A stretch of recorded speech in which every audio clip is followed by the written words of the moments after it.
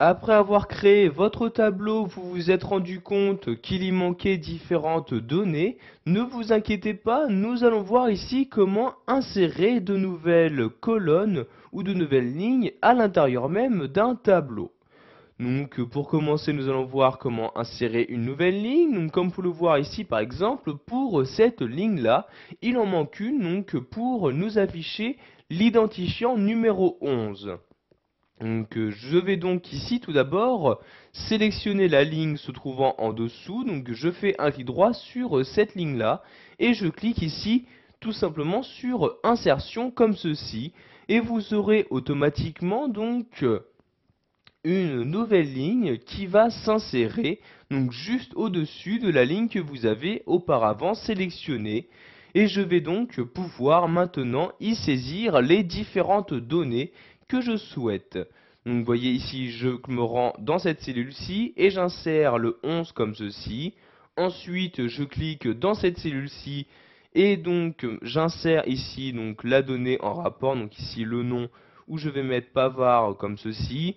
Ensuite, je peux également renseigner la date de naissance, le total des achats, etc. Donc je vais m'arrêter ici pour l'instant. Maintenant, nous allons voir comment insérer une nouvelle colonne. Donc sachez qu'il s'agit exactement de la même manipulation. Vous devez tout d'abord sélectionner donc la colonne qui se trouvera après cette nouvelle colonne. Donc je vais prendre ici celle-ci pour insérer une colonne où je vais mettre ici les prénoms. Je fais donc un clic droit sur cette colonne-ci, puis je clique ici sur insertion dans le menu et vous avez donc maintenant une nouvelle colonne qui vient d'apparaître à l'intérieur même de mon tableau. Je vais donc maintenant pouvoir remplir les différentes cellules se trouvant à l'intérieur. Donc ici à la place de colonne 1, je vais mettre prénom comme ceci, j'appuie sur la touche entrée et je vais ici insérer donc les différents prénoms donc des différentes personnes ayant effectué des achats.